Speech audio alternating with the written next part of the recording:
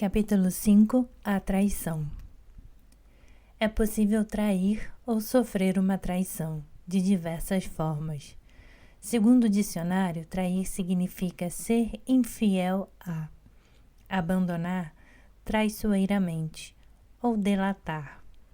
O termo mais importante que se associa à traição é o seu oposto, a fidelidade. Ser fiel é cumprir seus compromissos, ser leal e devotado. Podemos confiar numa pessoa fiel. Quando a confiança é destruída, podemos ser vítimas da traição. Essa ferida é despertada entre os 2 e os 4 anos de idade, no momento em que a energia sexual se desenvolve, engendrando assim o complexo de Édipo. Essa ferida é vivida com o genitor do sexo oposto. A alma que quer trabalhar essa ferida atrai para si um genitor com quem terá uma forte conexão de amor e estabelecerá uma grande atração mútua, logo, um forte complexo de Édipo. Segundo Sigmund Freud, criador da psicanálise e da teoria do complexo de Édipo, todos nós vivemos esse complexo, mas em diferentes graus. Toda criança, sobretudo entre os 2 e os 6 anos, apaixona-se pelo genitor do sexo oposto, ou pela pessoa que desempenha esse papel, pois é nessa idade que a sua energia sexual se desenvolve. Daí em diante, a criança passa a lidar com sua força vital, sua força sexual, a que representa sua capacidade de criar. É natural que, ao nascer, o bebê grude na mãe e tenha uma enorme necessidade de sua atenção e de seus cuidados.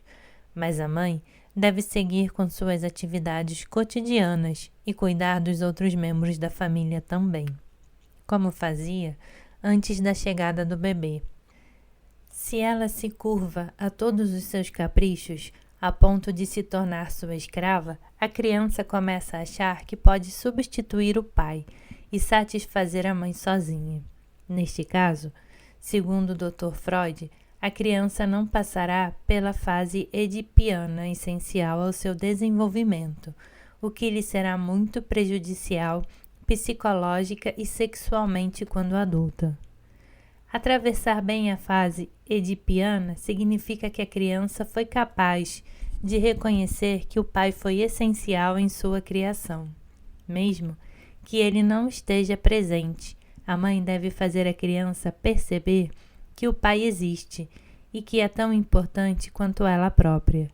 Assim que a criança começa a compreender que houve a união dos 2 sexos para concebê-la, ela desenvolve um interesse pelo sexo oposto.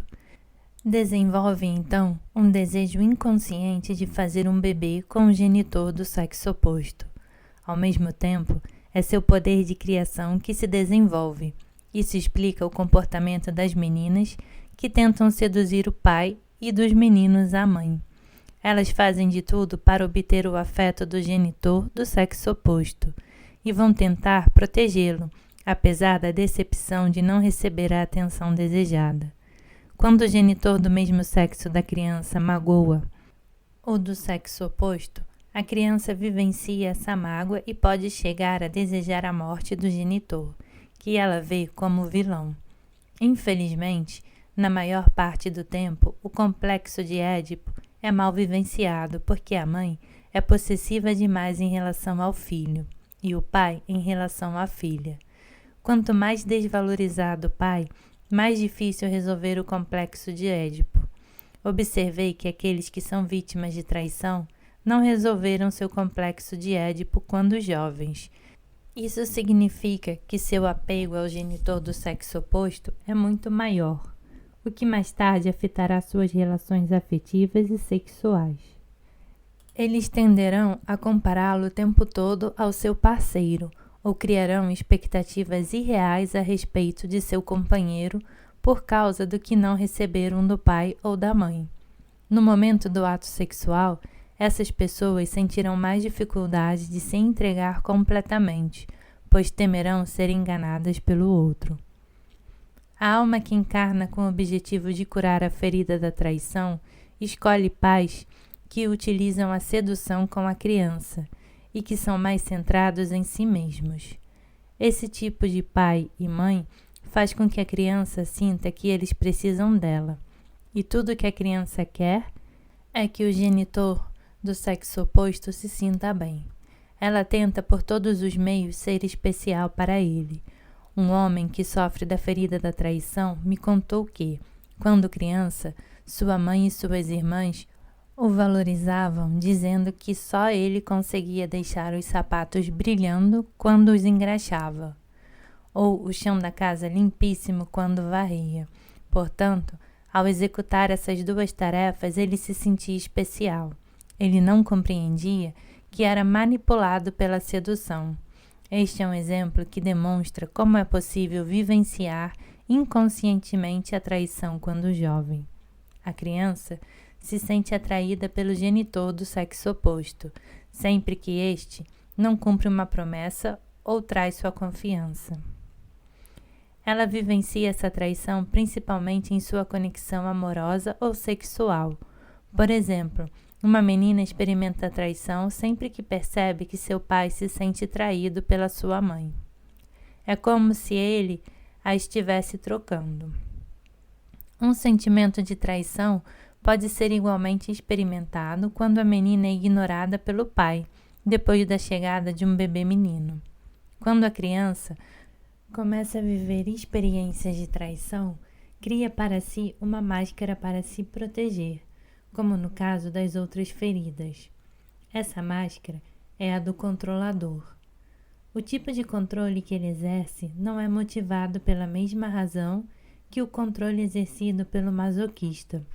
O masoquista controla para não ter vergonha de si mesmo ou para não causar vergonha a alguém, ao passo que o controlador age para garantir que os compromissos que assumiu sejam respeitados e para ser fiel e responsável, de maneira a se assegurar que os outros cumpram igualmente os seus compromissos. O controlador cria para si um corpo que transmite força e poder e que parece dizer: sou responsável, podem confiar em mim. Podemos reconhecer o homem controlador pelos ombros fortes, mais largos que os quadris. Às vezes essa diferença entre ombros e quadris não é tão grande, mas como eu disse num capítulo anterior, confie em sua intuição. Quando você tiver a sensação de que a parte de cima do corpo de alguém emana mais energia, provavelmente essa pessoa é vítima da traição. Em contrapartida, se você vir um homem com ombros largos, bíceps vigorosos e peito estufado, usando uma camiseta justa para exibir os músculos, pode apostar que esse homem tem uma ferida de traição mais grave. De maneira geral, as pessoas portadoras da máscara do controlador conquistam seu lugar e são muito atraentes. Parece que algo nelas sempre diz: olhe para mim. Também costumam ter alguns quilos a mais, mas não se pode dizer que sejam gordas. São qualificadas como pessoas fortes. Não parecem gordas vistas de costas. Entretanto, podem ter uma barriga proeminente. É uma maneira de mostrar força. Os orientais chamam isso de força do Hara. Quero deixar claro que o ganho de peso de quem quer que seja está sempre ligado a uma parte mental dessa pessoa que julga não ocupar seu devido lugar no mundo. Portanto, o excesso de peso não significa necessariamente a ferida da humilhação explicada no capítulo anterior.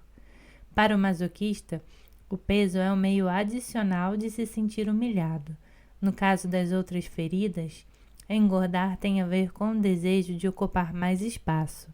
Observe que o escapista e o dependente, que são muito esguios, não querem ocupar mais espaço.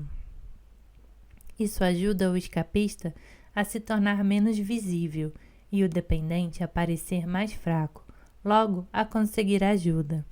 Quando o controlador olha para uma pessoa, ele tem o dom de fazê-la sentir-se especial, importante. Seu olhar é intenso e sedutor. A intensidade de seu olhar o ajuda a perceber o que acontece à sua volta. O controlador também usa muitos olhos para manter o outro à distância ou para intimidá-lo. Dessa forma, protege-se, dissimulando sua fraqueza, sua vulnerabilidade ou sua impotência. Assim, como acontece com todas as feridas, quando uma pessoa possui apenas uma das características mencionadas, sua ferida é menos grave. Reconhecemos o domínio em que uma pessoa é controladora e tem medo de ser traída pela parte do corpo que indica a força ou poder. Por exemplo, quando a mulher ou um homem tem quadris largos e barriga proeminente, com uma boa proteção, isso indica a raiva do sexo oposto, sobretudo no campo sexual. É provável que a pessoa tenha se sentido assediada sexualmente quando mais jovem, ou tenha sido vítima de abuso sexual, o que explica essa forma de proteção. Se você se reconhece na descrição física do controlador, mas é uma pessoa introvertida, talvez seja ainda mais difícil se identificar nos comportamentos citados a seguir, pois o controle que você exerce é dissimulado, logo, muito mais difícil de aflorar a consciência.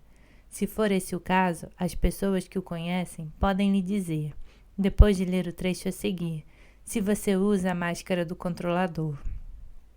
Quando a pessoa é extrovertida, seu controle é mais aparente e fácil de constatar. Quanto ao comportamento e as atitudes do controlador, a força é uma característica comum a todas as pessoas que têm uma ferida da traição. É importante para elas exibir força e principalmente coragem. Muito exigentes consigo mesmas, querem mostrar aos outros do que são capazes. Percebem todo ato de covardia, portanto, falta de coragem, como uma traição. Recriminam-se energeticamente quando desistem de um projeto por medo de ir até o fim. Têm muita dificuldade de aceitar a fraqueza dos outros. Como sentem dificuldade de aceitar qualquer forma de traição, proveniente delas mesmas ou dos demais, se esforçam ao máximo para ser pessoas responsáveis, fortes, especiais e importantes. Dessa forma, o controlador satisfaz seu ego, que não suporta perceber que ele próprio seja capaz de cometer uma traição. Não se esqueça de que todas as feridas são expostas para nos lembrar de que, se os outros nos fazem sofrer, é porque fazemos a mesma coisa a eles ou a nós mesmos. Isso pode não ser compreendido nem aceito pelo ego. Se você se reconhece na máscara do controlador e se sente certa resistência ao ler estas linhas, é o seu ego que resiste, e não o seu coração. Entre as 5 feridas, o controlador é o que cria mais expectativas com relação aos outros, pois gosta de prever e controlar tudo. Mencionei num capítulo anterior que o dependente também cria muitas expectativas com relação aos demais, mas são expectativas referentes à sua necessidade de ser ajudado e apoiado, devido à ferida do abandono. Assim, ele se sente importante. As expectativas do controlador, por sua vez, têm como objetivo verificar se os outros estão fazendo direito o que devem fazer e se são confiáveis. O controlador também tem grande habilidade para adivinhar as expectativas alheias. Em geral, quando diz ou responde alguma coisa, é em função das expectativas do outro, o que não significa, porém, que ele tenha a intenção de fazer realmente o que acaba de dizer. O controlador tem uma personalidade forte, afirma suas crenças com veemência e espera que concordem com elas. Forma rapidamente uma opinião sobre determinada pessoa ou situação e tem convicção de que a razão está do seu lado. Afirma seu ponto de vista de maneira categórica e quer a todo preço convencer os demais. Diz com frequência, você entendeu? Para verificar de que foi bem compreendido.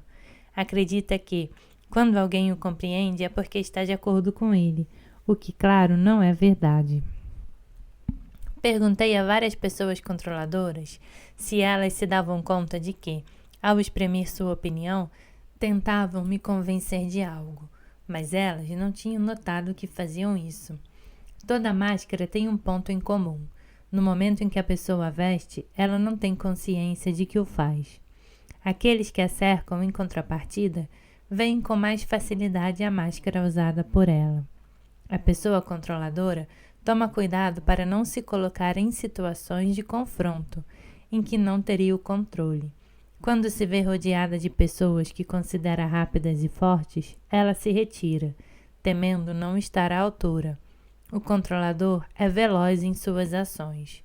Compreende ou quer compreender tudo prontamente, afligindo-se quando levam muito tempo para explicar ou contar alguma coisa.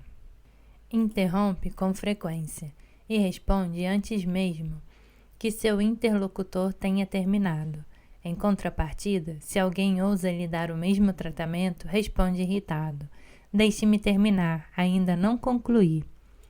Talentoso e ágil, ele não tem a mínima paciência com os lentos e precisa se esforçar para não se estressar com eles. É muito comum ele tentar controlar os outros nesse tipo de situação. Por exemplo, seguir de automóvel outro motorista que dirige lentamente o deixa impaciente e furioso. O pai controlador, por sua vez, exige que seus filhos sejam rápidos e aprendam depressa. O mesmo se dá no que diz respeito a si próprio, quando a coisa não anda no ritmo que ele quer, e principalmente quando é defrontado com algum imprevisto, ele se enfurece. Adora ser o primeiro a terminar o que quer que esteja fazendo, em especial quando se trata de uma competição. Terminar em primeiro lugar é ainda mais importante do que fazer direito. Às vezes chega a mudar as regras do jogo para que o vento sopre a seu favor. Quando os acontecimentos não correm segundo suas expectativas, ele se torna agressivo. Mas não se vê como uma pessoa agressiva. Enxerga-se, na verdade, como alguém que marca presença, que é forte e não se deixa engabelar. Dos 5 tipos de personalidade, o controlador é o de humor mais instável. No momento pode transbordar amor e atenção, e no minuto seguinte perder as estribeiras por causa de um pequeno incidente. Seus amigos e parentes não sabem como agir. Algumas pessoas podem vivenciar esse tipo de atitude como traição. O controlador deve então trabalhar a paciência e a tolerância, sobretudo quando uma situação o impede de fazer as coisas à sua maneira e segundo suas expectativas. Por exemplo, se estiver doente, ele fará de tudo para se curar o mais rápido possível, a fim de poder continuar a cuidar de seus afazeres. Quando os de seu convívio adoecem, ele não tem paciência. O controlador é levado a futurizar, isto é, a tentar prever o futuro. Sua mente é muito ativa. Quanto mais intensa a ferida, mais ele quer ter o controle de tudo para evitar ser vítima de traição. Os principais inconvenientes dessa atitude são o desejo de que tudo aconteça como ele previu e a criação de um monte de expectativas com relação ao futuro. Essa atitude o impede de viver bem o aqui e agora.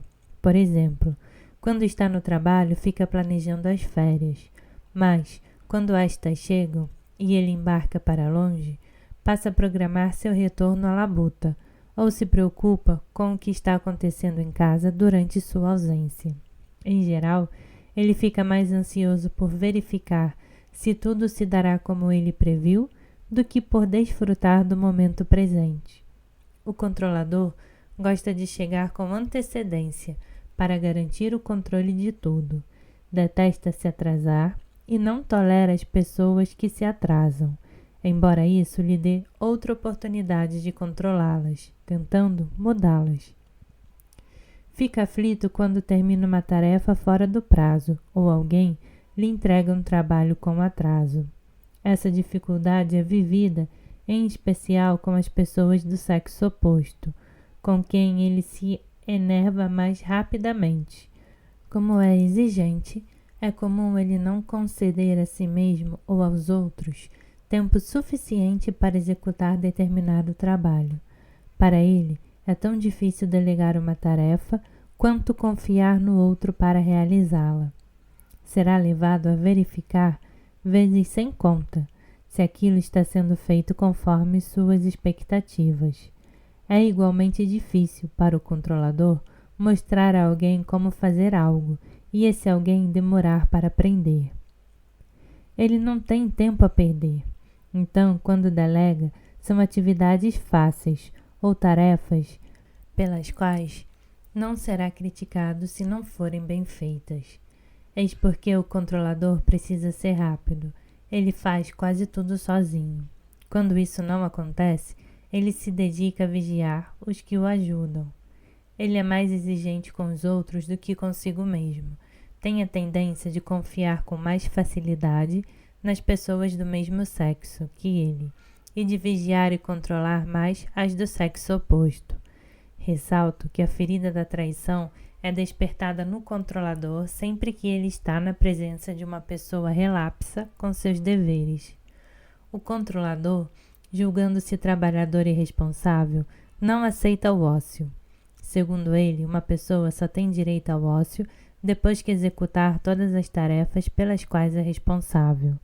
Ver uma pessoa sem fazer nada, sobretudo do sexo oposto, lhe dá nos nervos.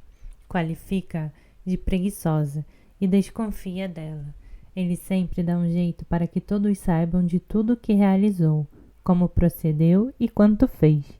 Assim, veem como é responsável e como podem confiar nele.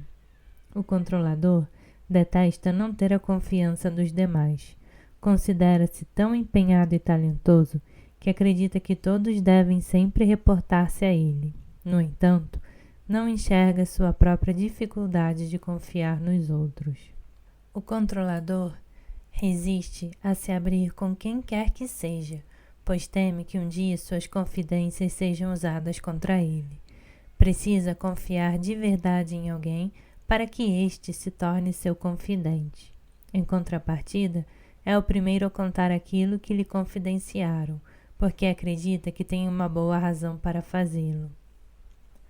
Gosta de acrescentar uma pimentinha ao que os outros dizem ou fazem. Por exemplo, quando uma mãe repreende o filho, o pai controlador, passando ao lado deles, reforça: "Você ouviu o que a sua mãe acabou de falar?" O assunto não é da sua conta, mas mesmo assim ele mete o bedelho. Se essa situação acontece com uma menina, há fortes chances de que ela vivencie isso como uma traição, sobretudo quando é a queridinha do pai, e este não sai em sua defesa quando a mãe a castiga. Em geral, o controlador gosta de ter a última palavra, e é por isso que sempre tem alguma coisa a acrescentar a tudo, ou a quase tudo. Interfere exageradamente nos assuntos alheios. Como é rápido em perceber as coisas que se passam à sua volta e se julga mais forte do que os que estão ao seu redor, costuma se encarregar de tudo. Acha que deve ajudá-los a organizar suas vidas. Não compreende que age assim para ter o controle. Cuidando dos outros, pode controlar o que eles vão fazer e também como e quando farão. Quando o controlador se ocupa dos problemas alheios, ele tem a sensação de que os outros são mais fracos do que ele. Esta é uma maneira disfarçada de exibir a própria força. Enquanto não acreditar de verdade em sua força, fará de tudo para tentar demonstrá-la aos outros. Por outro lado, o controlador é muito sensível, mas essa sensibilidade não aparece, pois ele está ocupado demais em mostrar sua força. Como já vimos, o dependente cuida dos outros para garantir ajuda e apoio. O masoquista age assim para ser uma boa pessoa e não envergonhar ninguém.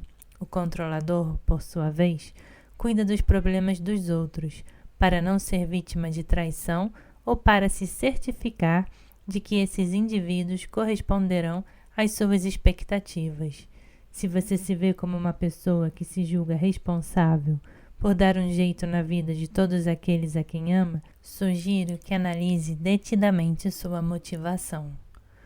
O ego do controlador prevalece facilmente quando alguém o repreende, pois ele não gosta de ser vigiado, em especial por outro controlador. Experimenta grande inquietação diante de pessoas autoritárias, pois julga que elas querem controlá-lo. Justifica-se e sempre encontra uma boa razão para fazer as coisas à sua maneira. Admite com bastante dificuldade seus medos e recusa-se a falar de suas fraquezas. Desde criança, gosta de fazer as coisas sozinho. Ele quer fazer tudo do seu jeito, mas adora que os outros o reconheçam, o felicitem e principalmente notem o que fez. Ele evita mostrar sua vulnerabilidade, temendo que outra pessoa se aproveite disso e o controle. Gosta de se mostrar impetuoso, corajoso e forte, sempre que possível. Costuma se guiar pela própria cabeça, diz aos outros o que querem ouvir, mas só faz o que quer. Eis um exemplo. Um dia, meu marido e eu contratávamos um homem do tipo controlador para fazer uns reparos lá em casa. Expliquei-lhe o que queria que ficasse e por onde gostaria que começasse. Percebi que ele não estava concordando, nem gostando que eu lhe dissesse o que fazer, uma vez que era ele o especialista. Tentou me convencer a adotar sua maneira de ver as coisas, sem levar em conta as minhas prioridades. Respondi que compreendia seu ponto de vista, mas que, considerando nossas necessidades, meu marido e eu preferíamos outra coisa. Está bem, respondeu ele. 2 dias mais tarde, no entanto, descobri que ele tinha feito tudo do jeito dele. Quando lhe comuniquei meu desagrado, pois não fizera nada como eu havia pedido, suas justificativas já estavam todas prontas. Ele deu um jeito de ter a última palavra, pois já era tarde demais para refazer tudo. Mencionei anteriormente que o controlador não gosta das pessoas autoritárias, mas ele não se dá conta do número de ocasiões em que dá ordens e decide pelos outros. Acho muito curioso observar um controlador ocupando um cargo de direção ou vigilância num lugar público, como um restaurante, um hospital, uma loja e etc. Ele quer saber tudo o que se passa, dá sua opinião sem que esta seja solicitada. Não consegue se abastecer de acrescentar um comentário ao que os outros fazem ou dizem. Certo dia, cheguei num restaurante, observei um garçom controlador dar ordens a outro garçom que tinha todas as características do escapista. O controlador dizia sem parar ao escapista como ele devia servir, e o escapista erguia os olhos para o teto em sinal de irritação.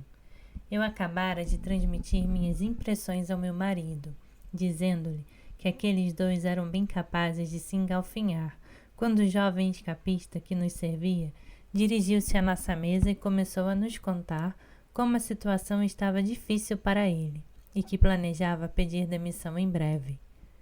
Conhecendo essas feridas, não me admirei ao ouvir tais declarações, pois um escapista que se sente muito rejeitado prefere fugir a enfrentar a situação. O mais interessante nesta história é que o garçom controlador não era sequer seu chefe ou superior. Simplesmente julgara por bem transformar o outro em um profissional tão bom quanto ele próprio. O controlador parecia dominar bem a clientela, se mostrava muito orgulhoso com seu trabalho e não se dava conta de sua atitude autoritária. Estava mais ocupado em mostrar ao patrão que era um bom funcionário e que podiam confiar nele em qualquer situação. Do seu ponto de vista, o outro garçom deveria lhe ser grato pela ajuda que ele oferecia. O que chamamos controle, o controlador chama de ajuda. Como meu marido e eu comemos muito em restaurantes, quando viajamos, acho bastante útil conhecer os diferentes tipos de ferida, pois isso me ajuda a saber a maneira de abordar os garçons. Por exemplo, sei que se eu fizer uma observação desagradável a um garçom controlador, ou lhe comunicar um erro que cometeu, ele começará imediatamente a se justificar, podendo inclusive mentir para salvar sua reputação, e não fazer papel de tolo. Se minha abordagem for controladora, não obtenho dele o que quero. Ele precisa sentir que faz as coisas porque quer e não porque lhe é imposto. Vivi certas experiências em que o garçom me fazia esperar de propósito, só para me mostrar quem teria a última palavra. Quando alguém tenta convencer o controlador de uma ideia nova, ele em geral se mostra cético. O mais difícil para ele é ser pego de surpresa, não ter tempo de se preparar. Despreparado, ele corre o risco de não deter o controle e, por conseguinte, ser controlado. Como, para ele, o fator surpresa é uma emoção difícil de vivenciar, sua primeira reação é retirar-se e ficar em estado de alerta. Ele precisa pensar e estar preparado para toda e qualquer eventualidade. Não gosta que os outros mudem de ideia e ele se veja numa situação inesperada. Mas, quando é ele quem decide, se dá o direito de mudar de ideia a seu bel prazer. Uma mulher com ferida da traição me contou que, quando era jovem, sempre tentava antecipar as reações do pai. Quando ela esperava ser repreendida por ter feito alguma tolice, ele não fazia nada. Quando supunha que ia ser elogiada por suas boas notas escolares, ele brigava sem que ela soubesse de onde vinha sua raiva. Esse exemplo ilustra bem o fato de que sua ferida da traição atraía para ela esse tipo de comportamento por parte do pai, assim como o próprio pai adotava essa postura. Era como se ele tivesse um prazer maligno em pegá-la de surpresa, não correspondendo às expectativas dela que ele parecia conhecer antecipadamente. Todo tipo de atitude imprevisível da parte do genitor costuma criar um sentido de traição na criança de tipo controlador. Muito desconfiado, o controlador é rápido em taxar os outros de hipócritas. No entanto, com seu comportamento manipulador, é igualmente hipócrita. Por exemplo, quando as coisas não correm como ele quer, fica furioso e fala mal das pessoas pelas costas para quem quiser ouvir. Ele não percebe, nesse momento, que está agindo tão mal quanto aqueles a quem critica. O controlador tem horror a que mintam para ele. Prefiro que me batam a que mintam para mim, costuma dizer. Ele próprio mente com frequência, mas acredita que, no seu caso, as mentiras, geralmente mais sutis, são necessárias e têm um propósito. Por exemplo, mencionei anteriormente que ele percebe com facilidade as expectativas dos outros e lhes diz o que querem ouvir, fazendo 1000 promessas. Infelizmente, nem sempre consegue cumprir com sua palavra, pois se compromete sem verificar se pode mesmo fazer o que prometeu. Arranja então todo tipo de desculpas, chegando inclusive a dizer que não se lembra de ter se comprometido. Para os outros, isto é recebido como uma mentira e vivenciado como uma traição. O controlador, por sua vez, não vê mentira em tal comportamento. Ele conseguirá explicar essa atitude do seu jeito peculiar. Paradoxalmente, tem dificuldade de aceitar o fato de alguém não acreditar nele. Se não confiam nele, acha que está sendo traído. É para evitar esse sentimento doloroso de traição que ele faz de tudo para que confiem nele. Em minhas oficinas, um grande número de mulheres se queixa do marido que as manipula e as domina, mentindo constantemente. Pude constatar que a maioria desses homens é formada por controladores. Não estou dizendo que todas as pessoas controladoras mentem, mas isso parece ser mais provável de acontecer com as que têm esse perfil. Se você se reconhece nessa ferida, aconselho a ficar bem atento, pois é comum um mentiroso não se dar conta de que mente. Você pode inclusive perguntar aos que os conhecem bem se tem a impressão de que você às vezes mente. O controlador tampouco tolera as pessoas que trapaceiam. Porém, quando ele mesmo trapaceia, jogando cartas, por exemplo, diz que é para fazer rir ou para ver se notariam. se trapaceia em sua declaração de imposto de renda, diz que todo mundo faz a mesma coisa. Além disso, o controlador não gosta de se ver numa situação em que deva denunciar os erros de alguém, como um colega de trabalho, por exemplo. Ele sabe que, quando alguém faz alguma coisa com ele, sente isso como uma traição. Por isso, não gosta de fazer a mesma coisa com os outros. Há alguns anos, em minha empresa, Ecoughton Corps, uma funcionária recém-contratada passava, por telefone, informações erradas aos clientes. Aquilo aconteceu durante várias semanas, até outra funcionária me relatar o caso. Fui então conversar com o rapaz que trabalhava ao lado dela, para saber se havia percebido algo. Ele me confessou que sabia desde o início, mas que dedurar não fazia parte de suas tarefas. Não é difícil, leitor, imaginar que minha parte controladora, que sempre prezou a reputação da empresa, ficou furiosa. Com efeito, a reputação do controlador é muito importante. Quando alguém faz ou diz alguma coisa capaz de afetar a boa reputação que tenta manter, ele se sente insultado, pois vê isso como uma grave traição. Será capaz de mentir para obter ou salvaguardar sua imagem. Para ele, ser considerado uma pessoa confiável, responsável e que cuida bem dos negócios é o mais importante. Quando fala de si, não se mostra completamente, só revela o que é bom para sua reputação. Hesita muito em ser avalista de alguém num empréstimo financeiro, pois teme por sua reputação se o outro não pagar. Se, após muita reflexão, decide ser fiador de outra pessoa e esta não respeita seu compromisso, o controlador vive o episódio como uma traição grave. Também é do tipo que não gosta de se endividar e, quando isso acontece, paga o mais rapidamente possível para manter seu nome limpo. Pude notar que os pais controladores agem em função de manter a própria reputação do que visando a felicidade dos filhos. Tentarão convencê-los de que é para seu bem, mas eles não são tolos. Sabem quando os pais pensam mais em si mesmos. O pai controlador quer decidir por eles, enquanto aquele que pensa verdadeiramente na felicidade dos filhos procura antes saber o que os faria felizes. As pessoas controladoras não gostam de se ver numa situação em que ficam sem respostas. É por essa razão que prezam o conhecimento e gostam de aprender sobre muitos assuntos. Quando alguém lhes faz uma pergunta, tentam achar uma resposta mesmo correndo o risco de dizer uma tolice, pois para elas é muito difícil responder não sei.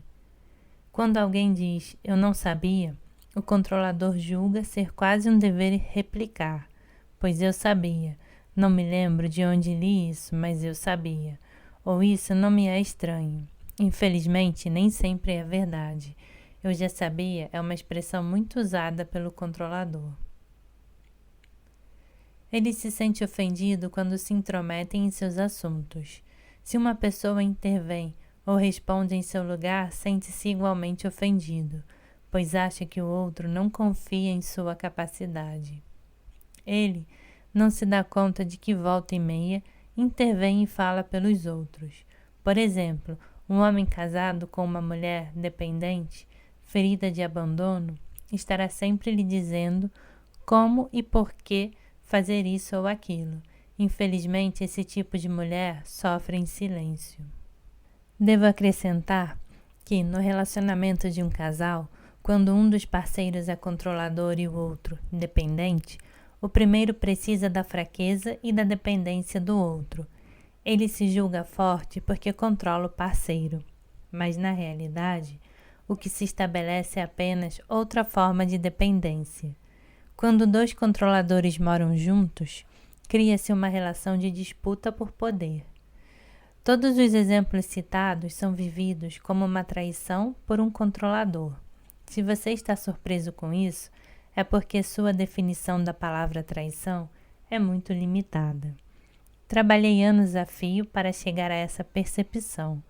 Eu via claramente no meu corpo os traços da ferida da traição, mas não conseguia detectar a relação entre o que se passava na minha vida e essa ferida. Minha principal dificuldade era fazer o elo com meu pai, com quem eu vivia o intenso complexo de Édipo.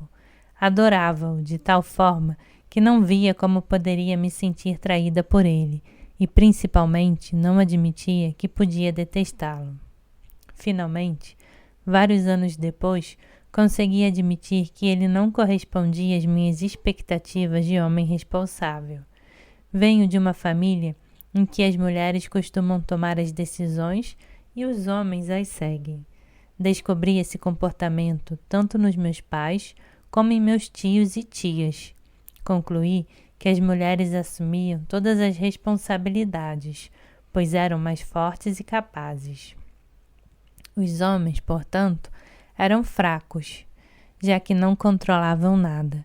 Na realidade, minha concepção era falsa, pois não é porque uma pessoa não toma decisões que ela é fraca ou irresponsável.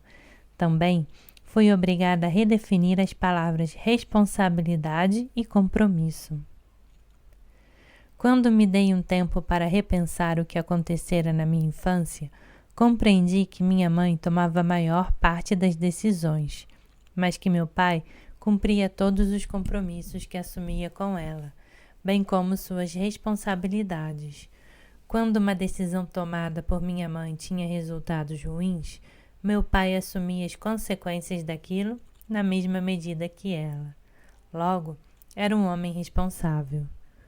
Para compreender a noção de responsabilidade, atraí para mim um primeiro marido e 2 filhos que eu considerava irresponsáveis e que tentei controlar durante muito tempo, até perceber que eu tinha essa opinião geral sobre todos os homens. Isso explica porque eu tinha sempre um pé atrás com o sexo oposto, aliás, como todo controlador. Para me ajudar a curar minha ferida da traição, atraí para mim um segundo marido, ele também portador dessa ferida. Graças a ele, pude verificar meus progressos e reduzir minha ferida. Constatei então uma grande diferença entre o meu comportamento com ele e o que eu tinha com meu ex-companheiro. O controlador também tem medo de compromisso, o que resulta de um temor ainda maior, o medo de faltar com o compromisso. Ele acha que descumprir o prometido é sinônimo de traição. Julga-se então obrigado a manter a palavra e quando assume muitos compromissos sente-se amarrado.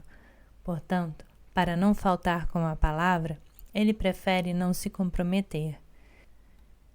Tenho um conhecido que sempre precisa marcar algo.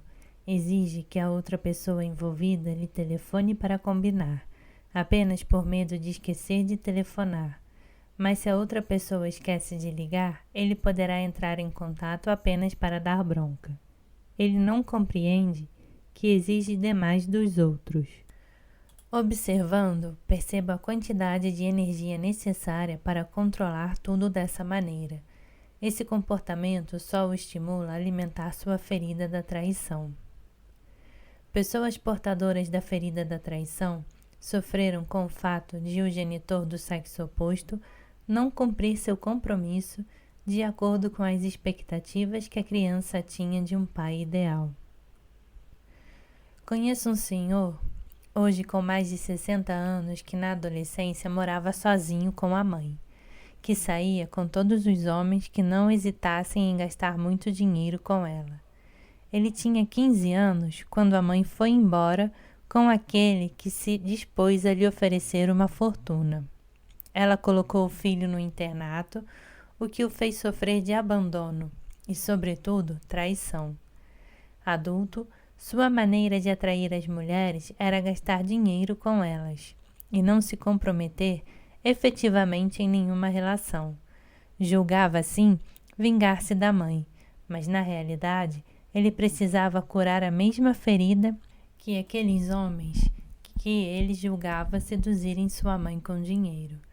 Em minhas oficinas, muitas participantes relataram que, Ao engravidarem de um homem que tinha medo de se comprometer, ele insistia que fizessem um aborto. Esse tipo de incidente, nas portadoras da ferida da traição, traz uma nova camada ferida. É muito duro aceitar a ideia de que o parceiro se nega a assumir a responsabilidade pela criança que quer nascer. Mencionei anteriormente que o controlador reluta em confiar em alguém.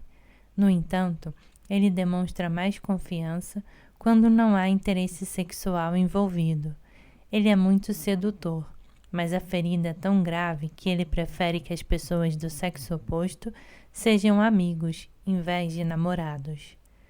Sentem-se mais confiante com amigos.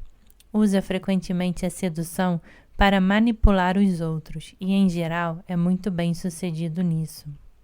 O controlador será, por exemplo, o genro preferido da sogra, pois a terá encantado com belas palavras. Em contrapartida, ficará ressabiado diante de outro sedutor. Ele sabe de imediato quando o outro tenta seduzi-lo e não se deixa levar. Ao falar de sedução, não me refiro necessariamente à sedução na esfera sexual. Ele pode utilizá-la em todos os domínios de sua vida. O maior medo do controlador é a dissociação. É o tipo de pessoa que tem dificuldade de aceitar, por exemplo, um divórcio.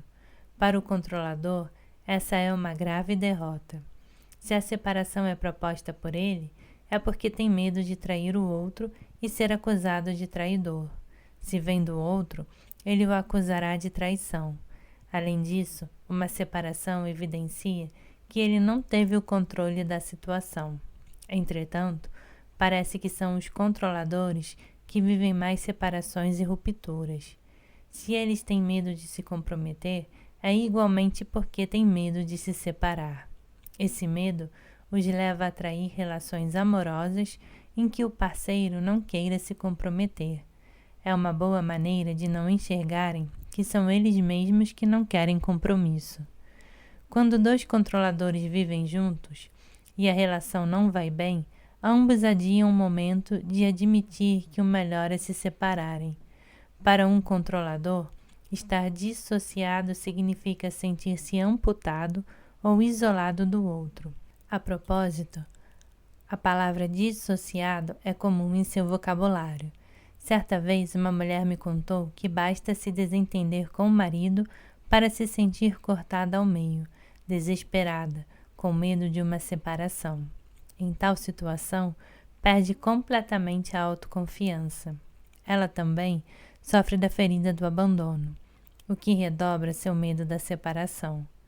Segundo minhas observações, a ferida do abandono se desenvolve na maioria dos controladores, antes da ferida da traição.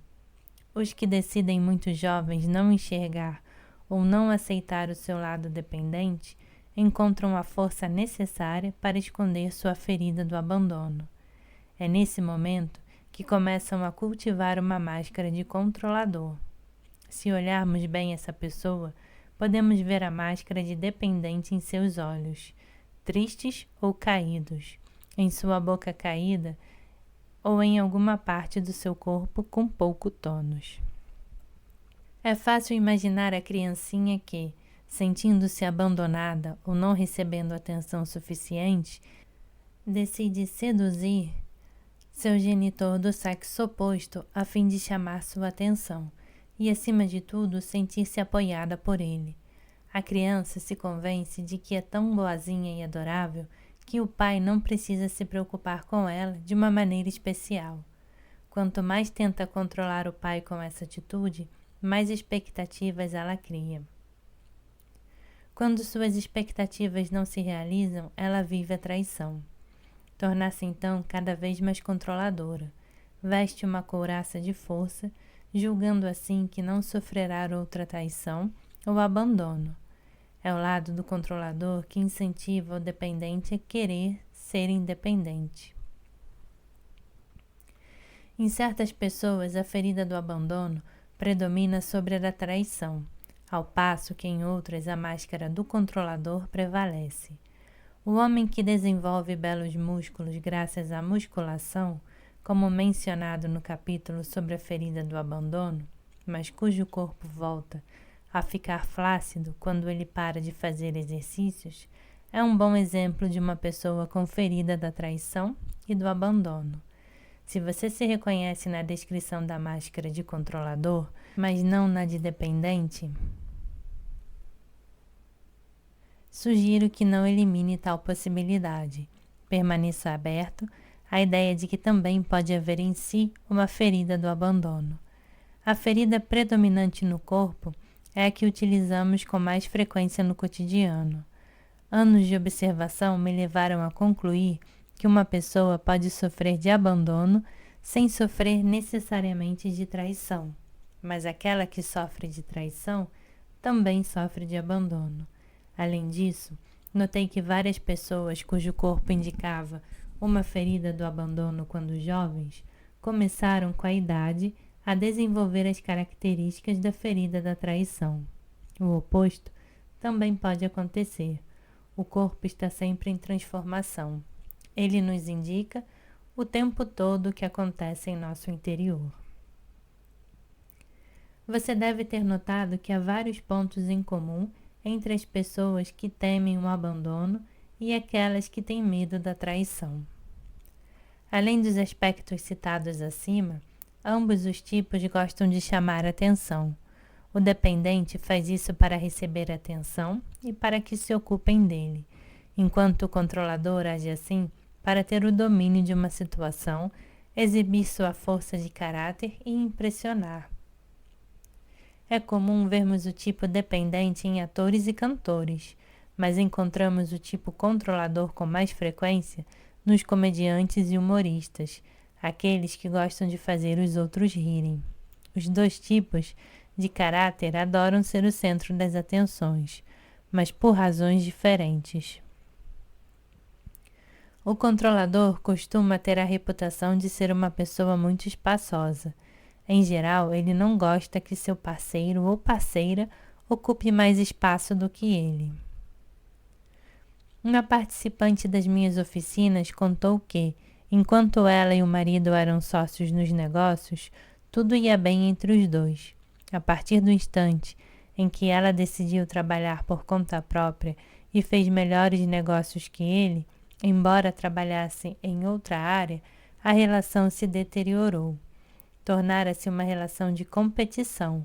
O homem se sentia traído e a mulher se acusava de tê-lo abandonado. Outra característica do controlador é sua acentuada dificuldade de fazer uma escolha quando acha que tal opção pode fazê-lo perder alguma coisa, pois ele não mais dominará a situação. Isso explica porque o controlador às vezes tem dificuldade de se decidir ou é acusado de refletir demais. Quando está seguro de si e no domínio do que está à sua volta, ele não hesita. Essa dificuldade de se separar se manifesta igualmente no trabalho. Se ele administra o próprio empreendimento, pode se colocar numa situação difícil, num sério endividamento, por exemplo, antes de confessar que não consegue mais continuar. Como funcionário, o controlador costuma ocupar cargos de chefia. É sempre difícil para ele abandonar uma empresa, mas também é muito difícil para ele aceitar que uma pessoa de sua confiança decida deixá-lo, e em geral isso lhe causa raiva e agressividade. O controlador, que em geral tem alma de chefe, gosta de dirigir outras pessoas. Tem medo de parar de controlar, pois acha que, fazendo isso, não será mais um líder. Mas, na verdade, é justamente o contrário.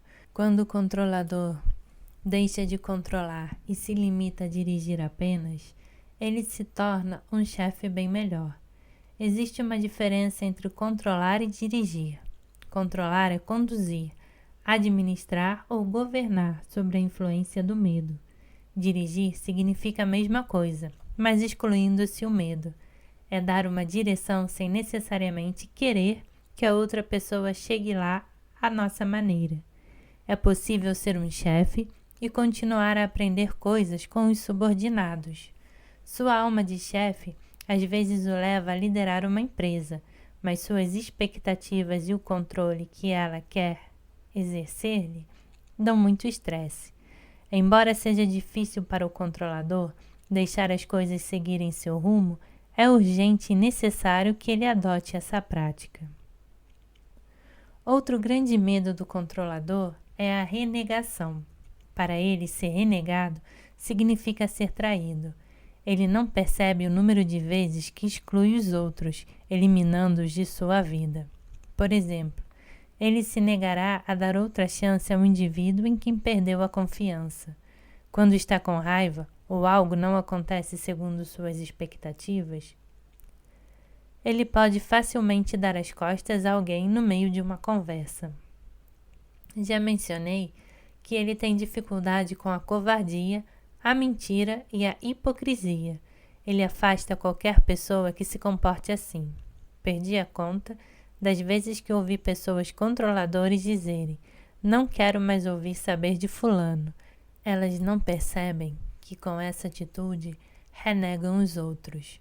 Como o controlador é sedutor, sua vida sexual só é satisfatória se for resultado de uma sedução.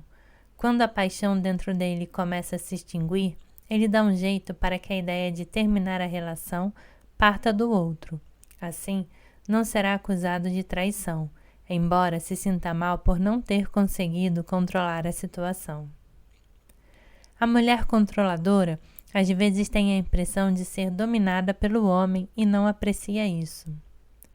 Gosta de fazer amor quando a iniciativa parte dela, quando decide se deixar seduzir ou ela própria tem vontade de cortejar o parceiro. O homem controlador também gosta de ter a iniciativa. Quando um controlador, homem ou mulher, deseja fazer amor e o outro recusa, ele se sente traído. Não consegue entender que o parceiro, que o ama, pode não estar com vontade de fazer sexo. Os problemas sexuais resultam principalmente de um apego excessivo ao genitor do sexo oposto e do complexo de Édipo não resolvido. O genitor do sexo oposto foi de tal forma idealizado que nenhum parceiro é capaz de corresponder às expectativas dessa pessoa. Apesar de seus problemas sexuais, constatei que aqueles que sofrem com a ferida da traição têm mais vontade de ter um amante. Não percebem a que ponto alimentam sua ferida ao terem esse desejo, seja em pensamento ou ação. Logo, é comum haver um bloqueio na esfera sexual. Como eu disse no início deste capítulo, o tipo controlador desenvolve uma boa força sexual e, com os medos que cultiva ao longo dos anos, pode bloquear boa parte dessa energia. O controlador pode inclusive chegar a renegar completamente sua vida sexual, encontrando uma boa razão para justificar sua decisão. Com base em tudo que foi dito neste capítulo, está claro que a ferida da traição afeta a nossa maneira de nos comunicar. Os temores do controlador que o impedem de se comunicar com clareza são: não conseguir convencer o outro, alguém mentir para ele ou ele passar por mentiroso, sentir raiva dos outros ou de si mesmo, abrir-se com alguém, mostrar sua vulnerabilidade ou passar por vulnerável, ser manipulado ou seduzido, ser obrigado a se comprometer. No que se refere à alimentação, o controlador é levado a comer depressa, pois não tem tempo a perder. Quando está muito absorto em uma tarefa importante, pode facilmente se esquecer de comer. Diz inclusive que comida não é importante para ele. Em contrapartida, quando decide se alimentar, come muito, podendo até mesmo perder o controle e ingerir muito mais do que seu corpo necessita. Vários controladores acrescentam sal mesmo antes de provar a comida. Certificam-se de ter a última palavra a respeito de sua alimentação e, como fazem durante uma conversa, acrescentam sua pitada de sal. Eis algumas enfermidades e doenças que podem se manifestar no controlador. Agorafobia. A agorafobia vivida pelo controlador caracteriza-se mais pelo medo da loucura, ao passo que o portador da máscara de dependente tem medo da morte. Na verdade, a agorafobia é frequentemente diagnosticada pelos médicos como espasmofilia, problemas nas articulações. O controlador é tenso e costuma ter problemas ligados às articulações do corpo, principalmente os joelhos. Perda do controle corporal. Ele é propenso a ter enfermidades que envolvem a perda do controle de certas partes do corpo, como hemorragias, impotência sexual, diarreia e etc. Paralisia. Quando em situação de impotência total, pode ser afetado por paralisia. Problemas no sistema digestivo. Tem problemas constantes no fígado e no estômago. Doenças de natureza inflamatória. É mais propenso do que os outros a doenças que terminam com "it", ou seja, de natureza inflamatória. Essas doenças são vividas principalmente pelas pessoas que, devido ao excesso de expectativas, mergulham na impaciência, na raiva e na frustração. Herpes bucal. É comum o controlador sofrer de herpes bucal, afecção que se manifesta quando ele acusa, consciente ou não, o sexo oposto de ser nojento. É também um meio de controle para não ter que beijar o outro. As indisposições e doenças mencionadas podem se manifestar em pessoas com outras feridas, mas parecem mais comuns nas que sofrem de traição. É importante compreender que seu genitor do sexo oposto, que gerou em você essa ferida, provavelmente viveu ou ainda vive essa mesma ferida com o próprio genitor do sexo oposto. Nada impede você de ir checar isso com ele.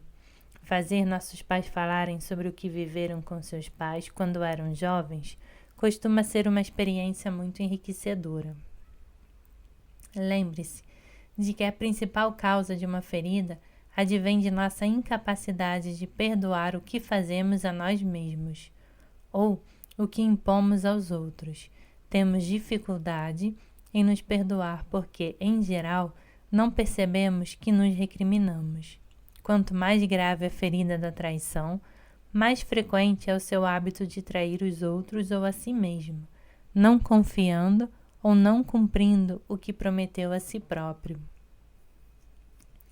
Recriminamos nos outros tudo o que nós mesmos fazemos, mas não queremos enxergar. Ressalto que as características e os comportamentos descritos nesse capítulo só estão presentes quando uma pessoa veste sua máscara de controlador, julgando assim evitar viver a traição. Conforme a gravidade da ferida e a intensidade da dor, essa máscara pode ser usada apenas alguns minutos por semana ou praticamente o tempo todo.